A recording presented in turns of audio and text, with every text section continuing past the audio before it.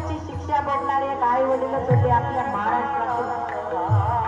विठ्ठल पंत रुक्मिणी मातेनं ध्यानचं प्रायश्चित्त घ्यायचं ठरवलं. ज्या दिवशी घ्यायचं, ज्या वेळेला घ्यायचं असं म्हटलं जातं, त्यावेळेला संध्याकाळी पुरणपोळीचा स्वयंपाक बनवला. पुरणपोळीचा स्वयंपाक बनवल्याच्या नंतर चारी लेकरं रांगेत बसवले.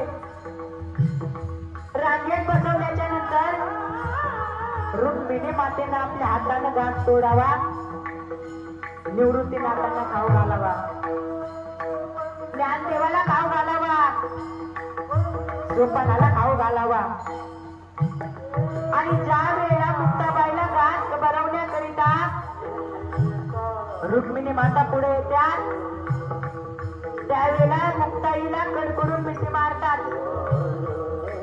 मुक्ते, तुला सोडून जायचं मला.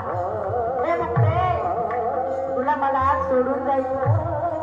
ज्याने मुलांना जेवू घातलं, जेवू घातल्याच्या नंतर ज्याने मुलांना झोपेला घातलं,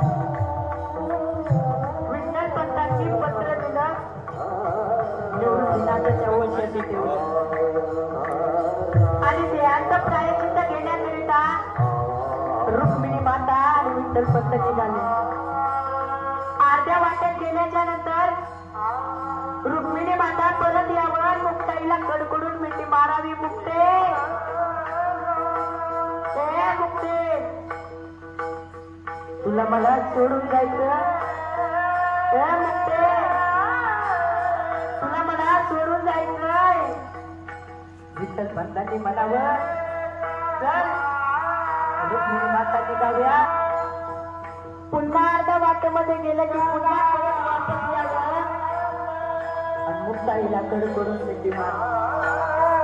शेवटी रुक्मिणी माता विठ्ठल पंत देहांचं प्रायश्चित्त घेण्याकरिता निघाल्या.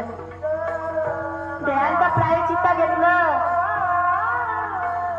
सकाळी निवृत्तीनाथ उठले. उठल्याच्या नंतर आपल्या उशाची पत्र ठेवलेलं बघितलं. पत्र घेतलं. पत्र वाचताना निवृत्तीनाथांचे डोळे पाणावले. अश्रू टिप टिप त्या पत्रावरती पडू लागल्या. त्यावेळेला ज्ञानोबा उठले. ए दादा, काय झालं रे दादा तुला? आणि आपले आई बाबा कुठे रे? ए दादा, अरे तुला काय झालंय? आपले आई बाबा कुठे?